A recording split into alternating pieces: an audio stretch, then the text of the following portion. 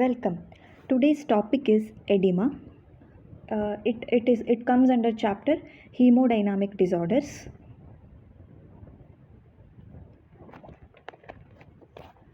Marks distribution for this particular chapter, that is hemodynamic disorders, is 3 to 13.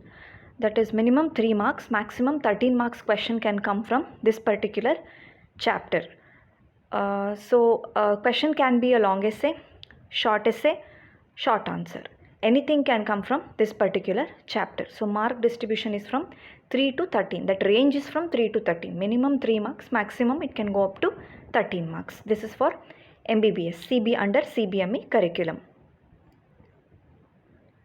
So this is the CBME curriculum where they're asking to define edema, describe edema, its types, pathogenesis, and with clinical correlations. Also, they're asking about normal fluid balance in the body, difference between transudate and exudate, along with the pathophysiology of different types of edema, that is renal, cardiac, pulmonary, cerebral, nutritional and hepatic, with clinical features and consequences.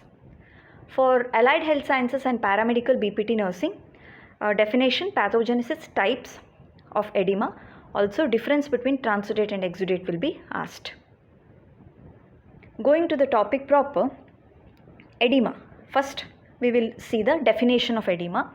Abnormal and excessive accumulation of free fluid in the interstitial tissue spaces and serous cavities, it is called as edema. So if the fluid collection is in the interstitial tissue spaces, we know interstitial space means the space between the cells, and serous cavities means these are lined by the mesothelium with two layers, that is a visceral layer, parietal layer. Examples we know: pleural cavity, pericardial cavity, peritoneal cavity, all these things.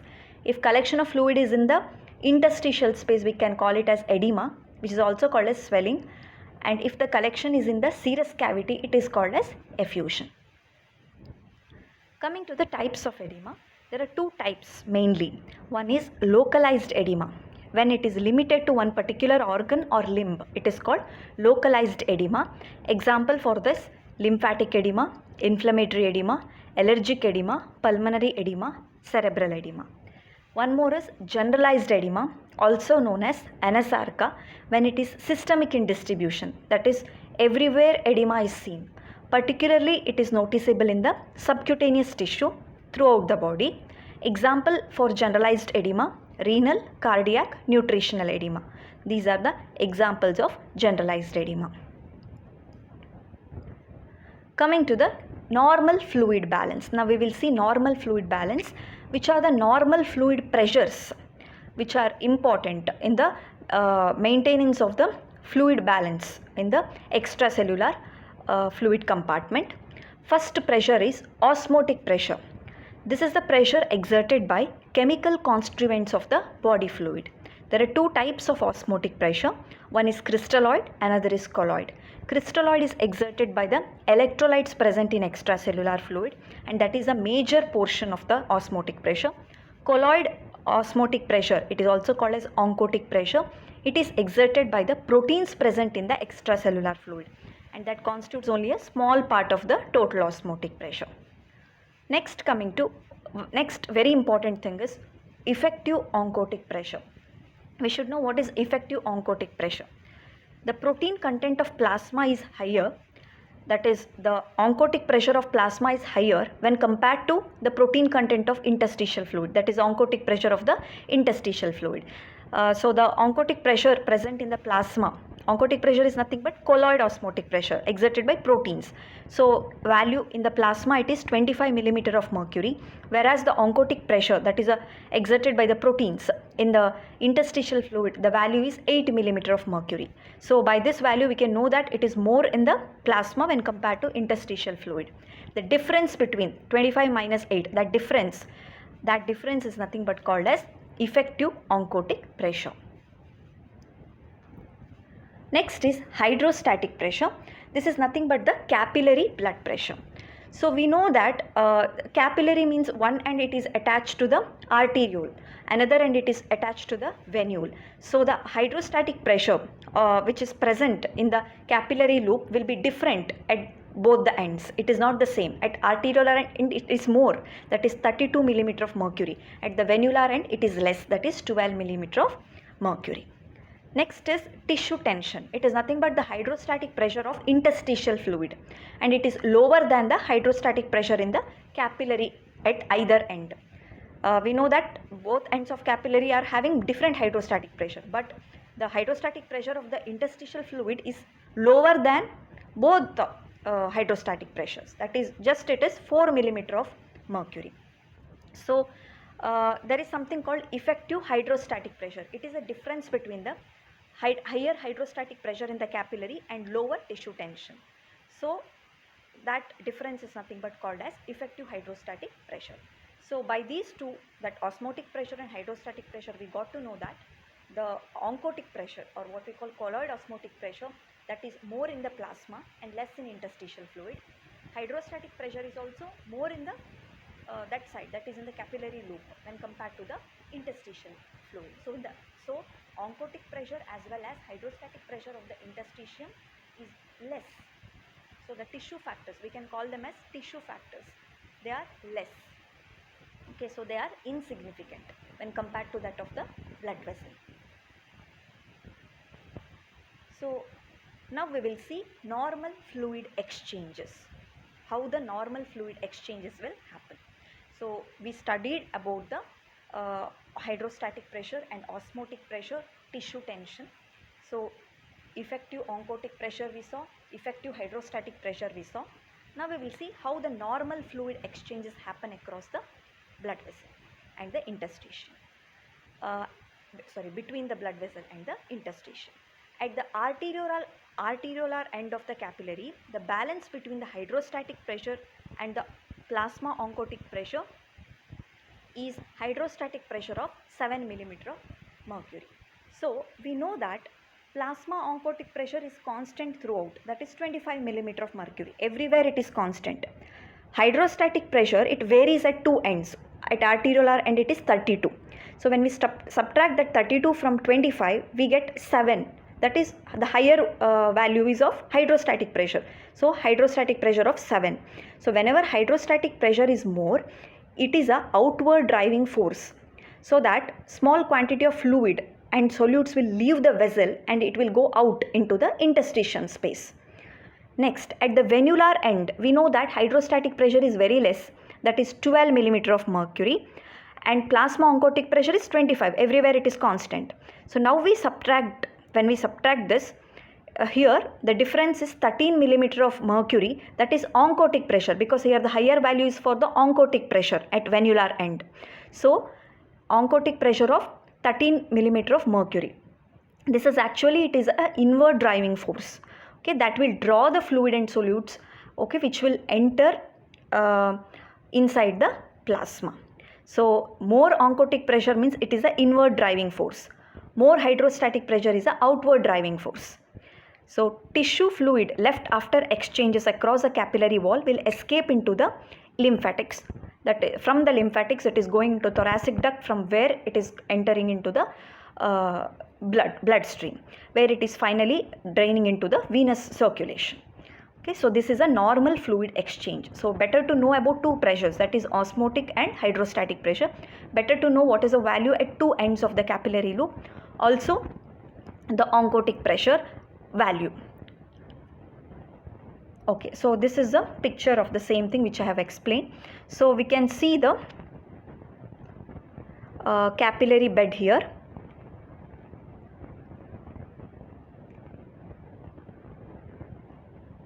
So this is a capillary bed. This is the arterial end. This is the venous end. We know that arterial end hydrostatic pressure is more, 32 millimeter of mercury.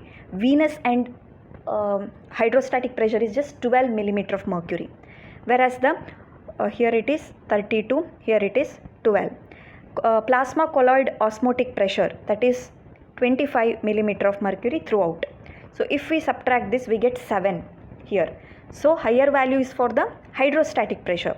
So 7 hydrostatic pressure means here the outward force is more, means it is pushing the fluid out here. This side, if we subtract, we get 13 difference. So 13 here, it is oncotic pressure, that is inward driving. It is driving the fluid from the, this is the interstitial space, from the interstitial space. So here the hydrostatic pressure is pushing it outward. Here the oncotic pressure is pulling it inward. So this is how the fluid balance happens. And if any extra fluid is left here, no, it is drained by the lymphatics. From there it is going into the venous circulation. So this is how this picture is explained. Next, coming to the pathogenesis of edema. So that what we saw was a normal fluid exchange, how it happens across the blood vessel. Coming to the pathogenesis of edema. Edema is caused by mechanisms that interfere with the normal fluid balance of the plasma, interstitial fluid and the lymph flow. So the following mechanism may be operating singly or in combination to produce edema. First one, decreased plasma oncotic pressure. That is, we saw decreased inward pull. That means nothing but decreased inward pull. Fluid is not pulled inward because there is decreased plasma oncotic pressure. That is one reason. So fluid is remaining in the outward compartment, that is in the interstitium, which is a reason for edema. Second one, increased capillary hydrostatic pressure.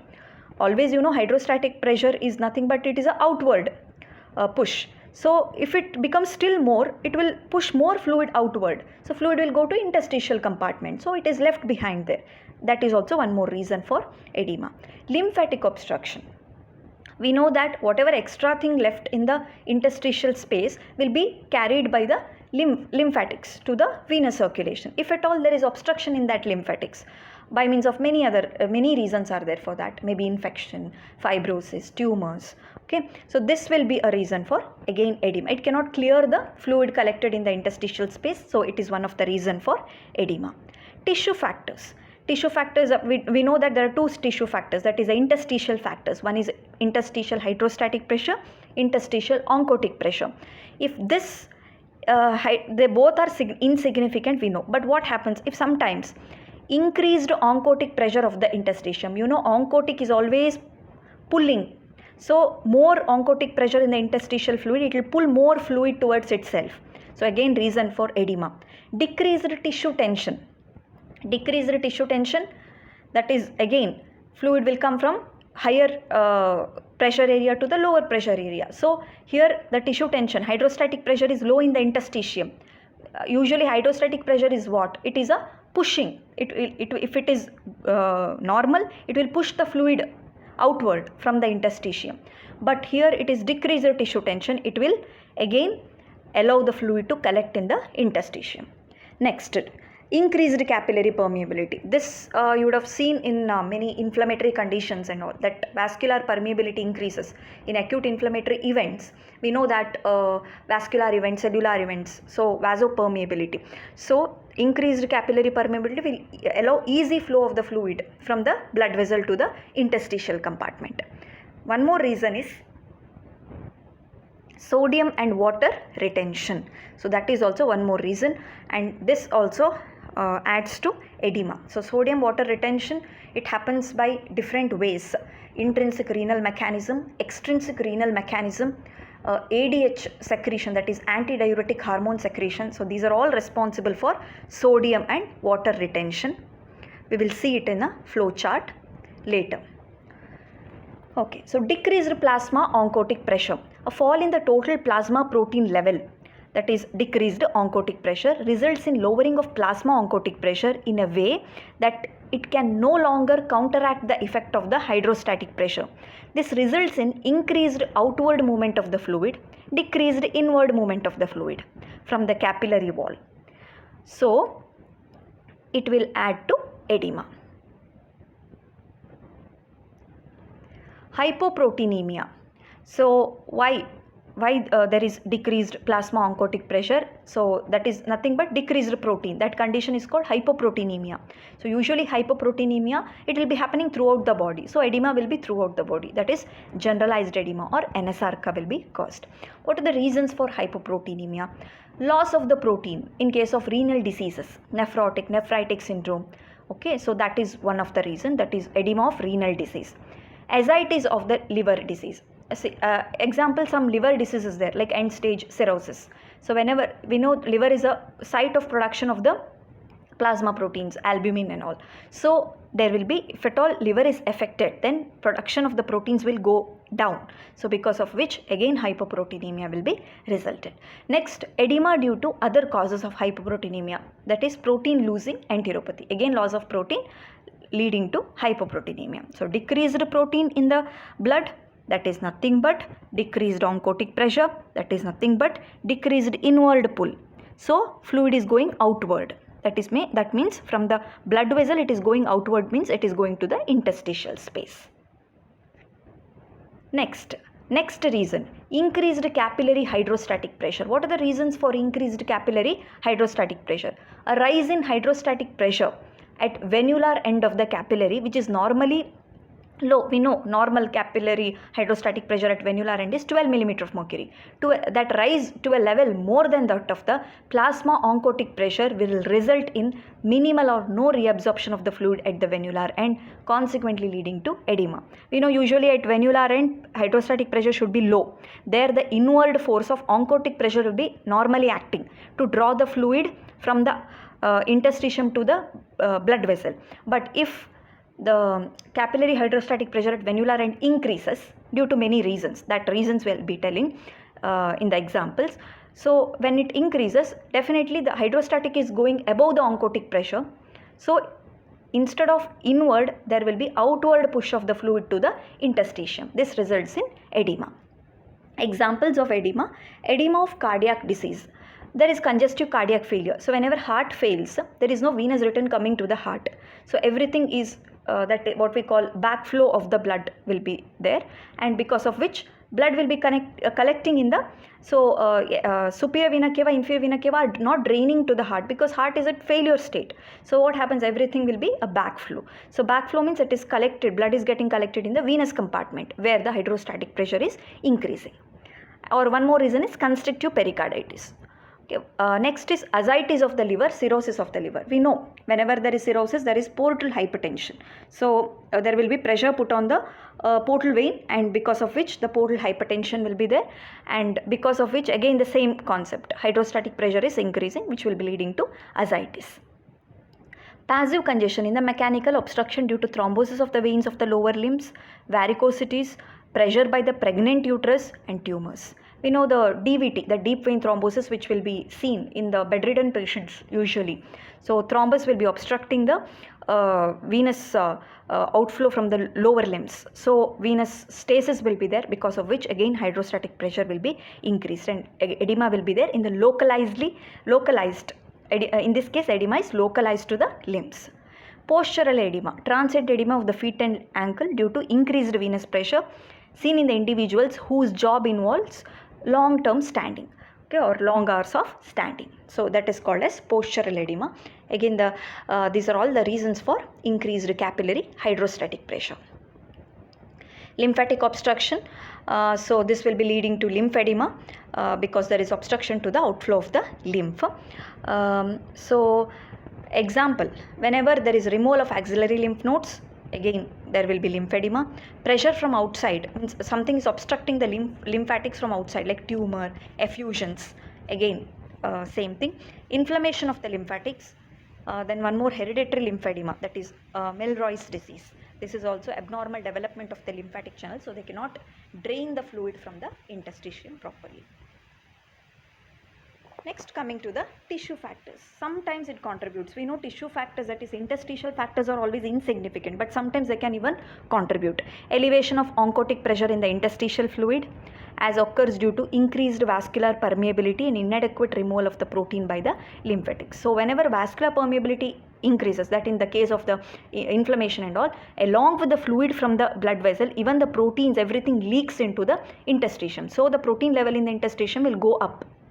Oncotic pressure will go up. Oncotic pressure is a drawing pressure. It will draw the water towards itself. So fluid will come and collect in the interstitium.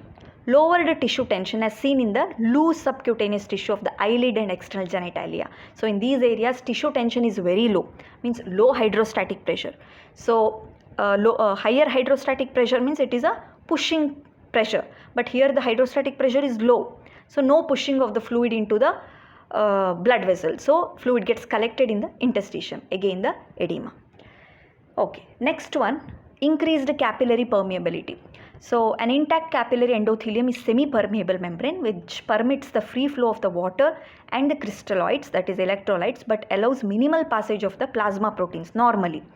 In injured capillary membrane, capillary permeability to plasma protein is enhanced due to development of gaps between the endothelium. This will cause a leakage of the plasma proteins into the interstitium.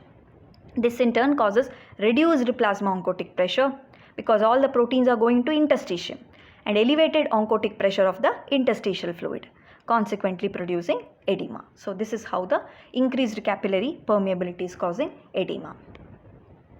Examples, generalized edema occurring in the systemic infections, poisoning, certain drugs, chemicals, anaphylactic reactions and anoxia. These are all causing damage to the capillary permeability or capillary membrane. Localized edema. Few examples, inflammatory edema seen in infection, allergic reaction, insect bite, irritant drugs and chemicals. It is generally exudate in nature. Exudate means what? Along with the fluid, other things like inflammatory cells, proteins, everything is coming out. So that is called a exudate. Angioneurotic edema is an acute attack of localized edema occurring on the skin of the face and trunk and may involve lips, larynx, pharynx and lungs. It is possibly neurogenic or allergic in origin. Next, coming to sodium and water retention. So this is a beautiful flow chart which you have to read for the exam. So there are three mechanisms here. One is extrarenal hormonal mechanism, intrinsic renal mechanism and ADH mechanism. So first we will see the intrinsic mechanism. So whenever there is decreased blood volume, maybe because of the hemorrhage or maybe because of the heart failure, there is hypovolemia. So the baroreceptors present in the carotid sinus and arch of aorta will detect this hypovolemia. Hypovolemia means decreased volume of the blood. So that will be stimulating the vasomotor center in the brain. Finally, sympathetic outflow will be stimulated in order to increase the pressure. Because hypovolemia, there will be decreased pressure. The pressure should be increased. So sympathetic outflow will be increased. So because of which what happens, sympathetic outflow means there is a vasoconstriction. So because of which there is renal ischemia. So lack of blood flow to the kidney. So there is decreased glomerular filtration rate. So whenever GFR decreases, what happens? There is decreased excretion of sodium. Usually 80% of sodium is reabsorbed in proximal convoluted tubule. So here the signals will go for more and more reabsorption of the sodium because it is sensing that there is some hypovolemia is there. Okay, in order, along with the sodium, it carries water also. Sodium, it will carry water also together so that hypovolemia can be corrected. So this mechanism will happen because of the sodium and water retention. One thing, blood pressure will increase as a compensatory mechanism, what I told. But another thing, what happens, edema will be caused because the hydrostatic pressure is going to increase. Along with sodium, water is also going. So hydrostatic pressure will increase. That may result in edema. So this is intrinsic renal mechanism. Going to extrarenal hormonal mechanism, same hypovolemia will be resulting in renal ischemia, that we know how it has resulted in renal ischemia. After that, decreased sodium excretion happens in the renal from the kidney. So that is one mechanism, that is intrinsic renal. But what happens in the renal tubules, sodium content will go low. So this will stimulate something called renin.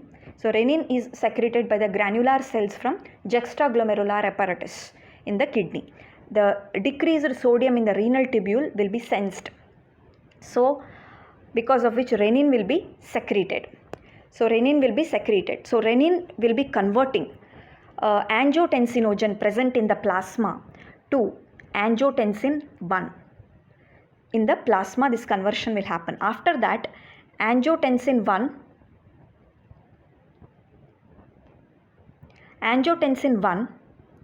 will be converted to angiotensin 2 in lung and kidney by angiotensin converting enzyme. This angiotensin 2 is responsible for release of aldosterone from the adrenal cortex. It's a mineralocorticoid which helps in the sodium water retention again. So this is the extrarenal hormonal pathway. So this is renin, angiotensin, aldosterone for the sodium and water retention. Next is ADH mechanism. ADH is antidiuretic hormone. It is actually produced by hypothalamus, supraoptic nucleus of the hypothalamus, from where it is getting stored in the posterior pituitary, and when it is released there will be retention of the water. So this is how the sodium and water retention mechanism will contribute to edema. So whenever water retention happens, again it is causing edema. So cardiac disease, liver disease and renal disease edemas will be caused by these mechanisms. So this mechanism is really important. So each mechanism, that is maybe intrinsic renal mechanism or extrarenal mechanism or ADH mechanism, so this finally resulting in the sodium and water retention, which will be resulting in edema. So this is really important. Next, okay, so this is the same thing, diagrammatic representation of the pathogenesis of edema. So here we'll just briefly see this is the arteriolar end, where that is 32 millimeter of mercury is the hydrostatic pressure, head venular and it is 12, and oncotic pressure is 25 everywhere. So here tissue tension, that is hydrostatic pressure in interstitium, that is 4, and oncotic pressure is 8. So it is normal thing, no edema will be there. Here what happens? Here there is plasma oncotic osmotic pressure is low. So low means inward force is not there, outward force is there, edema will be caused. Here hydrostatic pressure is high. So again it is hydrostatic pressure is more, means it is outward force, it is pushing the fluid outward, again edema. Next, here there is obstruction in the lymphatics. So no drainage of the fluid from the interstitium, again it is resulting in edema, that is lymphedema. Next, tissue factors, that is more oncotic pressure in the interstitium and decreased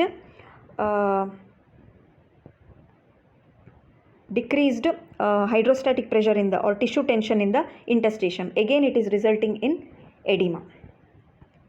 Next is capillary permeability. So that is more capillary permeability, again it will lead to leakage of more and more fluid. Along with fluid, proteins also go out, which will be resulting in increased oncotic pressure in the interstitium, again it will draw more and more fluid, again it is resulting in edema. So this is a brief explanation about the pathogenesis of edema. Okay. Pathophysiological categories of edema. This table is from Robbins, and this is very important table for your exam. First one is increased hydrostatic pressure. So reason, impaired venous return. Venous return can be impaired by congestive heart failure, constrictive pericarditis, ascites, that is liver cirrhosis, venous obstruction or compression by means of thrombosis or external pressure like tumor, lower extremity inactivity with the prolonged dependency, long-term bedridden patients like orthopedics patients. Next, going to arteriolar dilatation, that is by heat will cause vasodilation, we know. So and neurohumoral dysregulation can happen. So both results in arteriolar dilatation, again which will result in edema. Reduced plasma osmotic pressure by losing proteins, that is hypoproteinemia, we know it is causing NSRK usually. Protein losing glomerulopathies, that is nephrotic syndrome. Liver cirrhosis, that is decreased production of the protein. Malnutrition, decreased protein intake. Protein losing gastroenteropathy. So these are all the decreased plasma osmotic pressure causes. Lymphatic obstruction by inflammatory, neoplastic, post-surgical and post-radiation causes. Next, sodium retention. Sodium and water retention, we saw the different mechanisms there.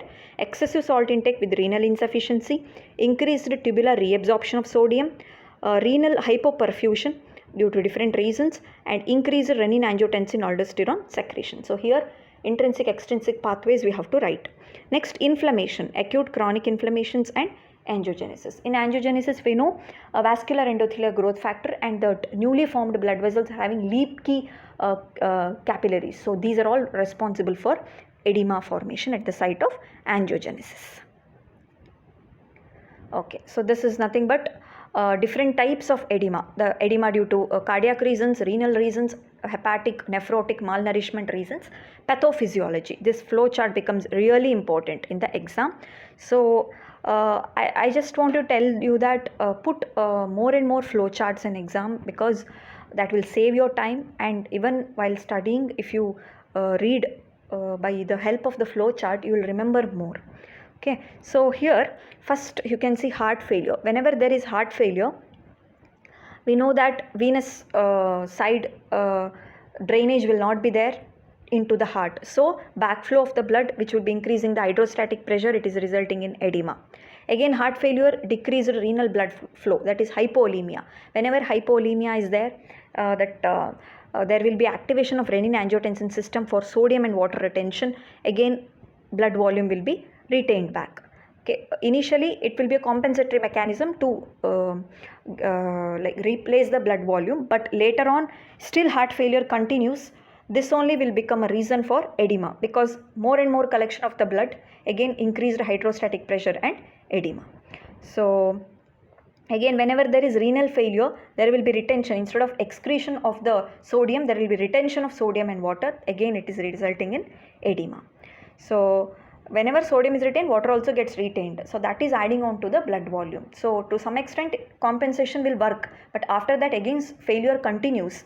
Renal or heart failure continues. Then what happens? This compensation itself is reason for edema, because of increased blood volume, increased hydrostatic pressure, again edema.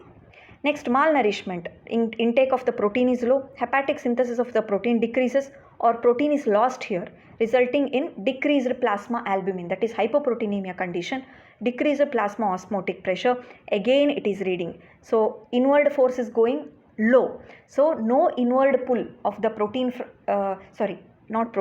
no inward pull of the fluid from the interstitium to the blood vessel. So fluid gets collected in the interstitium, again edema. So this is one of the important flow chart. Okay, now we will see different types of edema. So pathophysiology of different types of edema is a question. So this flow chart is you have to put, it is must flow chart. And again, if you want to see individually each type of edema. So first one is a cardiac edema. So cardiac edema, so congestive heart failure is a reason. So decreased cardiac output, so decreased blood volume.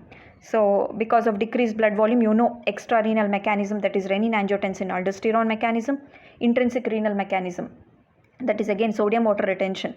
Here, because of the decreased GFR, decreased excretion of the sodium, it gets retained.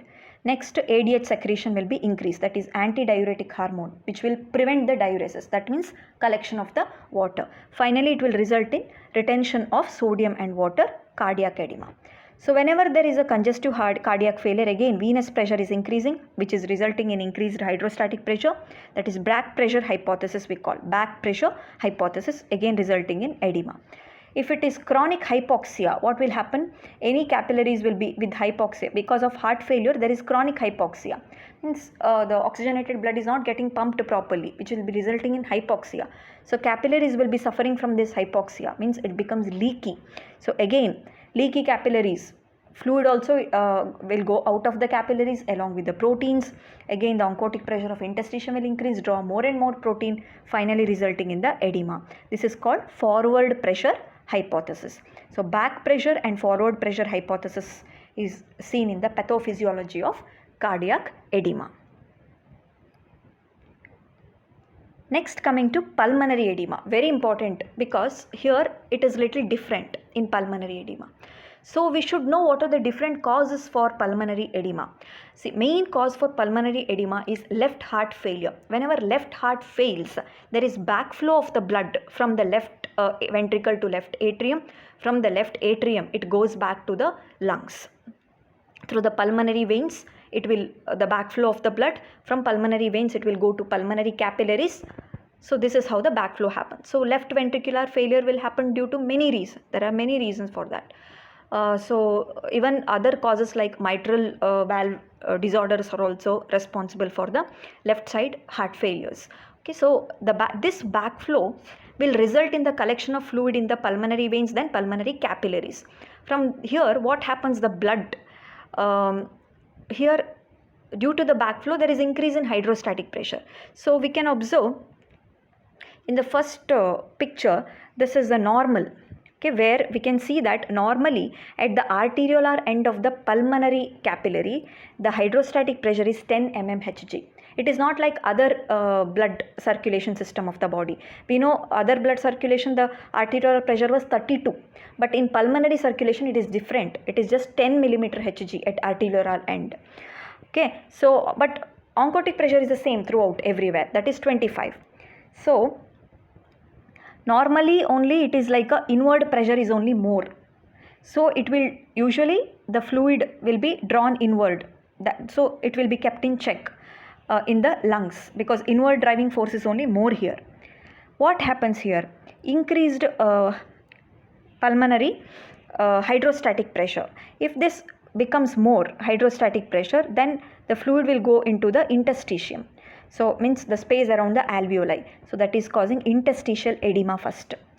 Okay, from there again alveolar septa, from there it will go into the fluid will go into alveoli. That will be causing alveolar edema.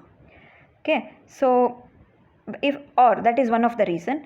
That is why there is increased pulmonary hydrostatic pressure. That I told the reason, left heart failure, the backflow of the blood. That is one of the reason.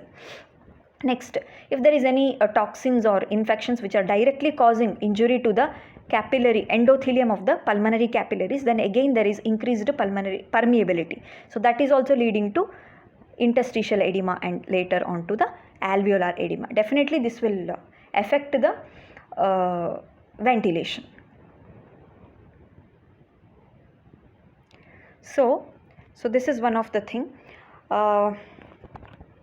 Microscopically what will happen? First we can see that here the vessels are congested, means because of the backflow of the blood. I told from pulmonary veins it goes to pulmonary capillaries, and so vessels are congested. Later on what happens?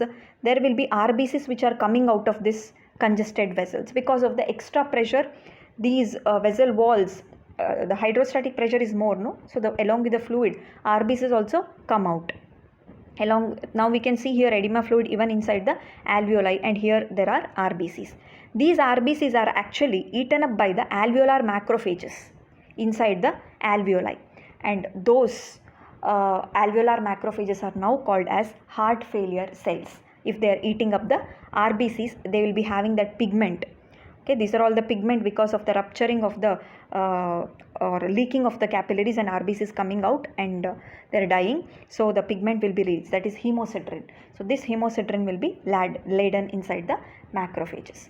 So the fluid, edema fluid, will be seen microscopically as pink eosinophilic material, homogeneous material which will be getting collected. So here we can see this is the edema fluid, this is the edema fluid. Even inflammatory cells, RBCs, heart failure cells, nothing but the alveolar macrophages engulfed with engulfed RBCs with the hemosiderin laden alveolar macrophages. They are called as heart failure cells. So these are nothing but the edema fluid is eosinophilic granular homogeneous pink proteinaceous edema fluid along with the RBCs and inflammatory cells. So this is a microscopy of the pulmonary edema. So in case of gross, even it may be grossly what happens, fluid is getting collected in the lungs. Usually it will settle in the basal part of the lungs, lower part of the lungs, the fluid is getting collected normally. So the lung will become definitely heavy, 2 to 3 times the mass. Next is cerebral edema. Cerebral edema, here there are 3 types of cerebral edema. One is vasogenic, that's the most common type, and its mechanism is similar to edema in other parts of the body. That is increased hydrostatic pressure or increased capillary permeability, same thing. That is vasogenic edema is prominent around wherever there is contusions, infarctions in the brain abscess, some tumors due to pressure and all. Okay, so this is same. Next is cytotoxic edema. The blood-brain barrier is, in this type, the blood-brain barrier is intact and the fluid accumulation is intracellular. The underlying mechanism is disturbance of cellular osmoregulation as occurs in some metabolic dearrangements, acute hypoxia and with some toxic chemicals. Because of these reasons, intracellular fluid accumulation, that is resulting in cytotoxic edema. Interstitial edema, when there is excessive fluid crossing the ependymal lining of the ventricle and accumulating in the periventricular white matter. This is interstitial edema. These are the three types of vasogenic, cytotoxic and interstitial are the three types of cerebral edema. Next, coming to the morphology of edema. So, how does an organ will be looked or seen in case of edema? Edema is easily recognized grossly, microscopically and microscopically. Grossly means the organ will become heavy. Wherever edema is there, that particular organ will become heavy. Microscopically what happens? It is appreciated as clearing and separation of extracellular matrix and subtle cell swelling. So wherever fluid is there, that area will be clear. Okay. Edema is most commonly seen in subcutaneous tissue, lungs and brain. Subcutaneous edema can be diffuse or more conspicuous in the region with a high hydrostatic pressure. Its distribution is often influenced by gravity. Example, it held in the legs while standing or sacrum when recumbent. A feature termed as dependent edema. So because of the gravity pull, in that area there is collection of the fluid. Finger pressure over markedly edematous subcutaneous tissue will displace the interstitial fluid and cause a depression there. That is called pitting edema. Edema resulting from renal dysfunction often appears initially in the parts of body containing loose connective tissue. Example, periorbital region, because here eyelids are having loose connective tissue. And with pulmonary edema, the lungs are often 2 to 3 times the normal weight or 3 times the mass, and sectioning will yield frothy fluid, blood tinged fluid, mixture of air, edema and extravasated RBC. So it is blood tinged. Brain edema is localized or generalized depending upon the cause, pathological process and injury. The swollen brain will exhibit narrowed sulci and distended gyri, which are compressed by the unyielding skull. So sulcus will be narrowed because the parenchyma is expanding because of edema, that is distended gyrus. Okay. Now very important thing, the difference between transudate and exudate. So definition wise, what is transudate and what is exudate? Transudate is a filtrate of blood plasma without changes in the endothelial permeability, whereas exudate, that is non-inflammatory. Transudate is always non-inflammatory, whereas exudate is inflammatory.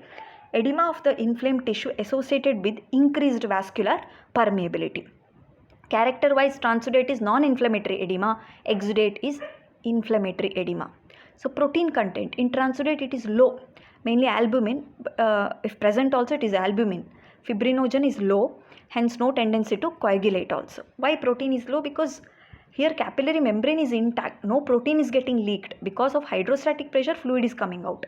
Whereas exudate, protein is high because capillary is leaky here. Along with the fluid, even protein is coming out and more of fibrinogen is present. So exudate fluids will be always coagulating. Next, glucose content. In transudate, it is same as that of plasma, whereas in exudate it is low. Why low? Because exudate is always inflammatory. The inflammatory cells which are coming out along with the exudate fluid, that will be eating up all the glucose because they need energy. So they will utilize the glucose. So it is low in the case of exudate. Specific gravity. Solute content in transudate is low. So specific gravity is low here, high in the case of exudate. pH is more alkaline in case of transudate, whereas it is less alkaline in case of, that is less than 7.3 in case of exudate. LDH, it is low in transudate, exudate it is high. LDH means it is enzyme within the cells. So at the site of exudate, wherever exudate fluid is collected, there will be definitely injury going on. There will be damage to the cells. When cells are damaged, LDH will be coming out. So its value is high.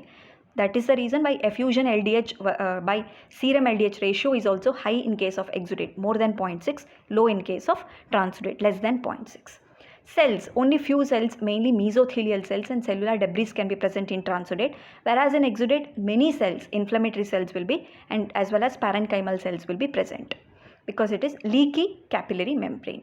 So which will be taking out the cells also from the blood vessels to the interstitium. Examples of transudate: edema due to heart failure, congestive heart failure; exudate edema in case of inflammation, no? So purulent exudate such as pus, empyema. So these are all causes of exudate fluid collection. Coming to the clinical features of edema, the consequences of edema range from merely annoying to rapidly fatal. Subcutaneous edema is important primarily because it signals potential underlying cardiac or renal disease. However, when significant, it can also impair wound healing and infection clearance. Pulmonary edema is a common clinical problem that is most frequently seen in the setting of left ventricular failure. It can occur with a renal failure, acute respiratory distress, and pulmonary inflammation and infection, which will be resulting in the leaky capillaries. Edema in the pulmonary interstitium and the alveolar space impedes the gas exchange and also creates a favorable environment for bacterial infection. Pulmonary edema is often exacerbated by further pleural effusion, which may further compromise the gaseous exchange by compressing the underlying pulmonary parenchyma. Peritoneal effusions resulting most commonly from portal hypertension are prone for seeding by bacteria, leading to serious and sometimes fatal infection. Brain edema is life-threatening if severe brain substance can herniate because of the edema, increased mass increased weight. Through the foramen magnum, it will herniate, or the brainstem vascular supply will be compressed. This may result in the death. So we should also see that there is something called nutritional edema, which I told. So kwashiorkor, these are the nutritional disorders where the nutritional edema can come. And one more thing is mixed edema. Mixed edema, it is resulting in a hypothyroid condition where actually there is accumulation of basophilic mucopolysaccharides in the interstitium instead of fluid. So their non-pitting type of edema will be seen. It is not actual fluid accumulating in the tissue interstitium, it's the mucopolysaccharide. So that is one more condition called mixed edema. So this ends with the edema. Thank you.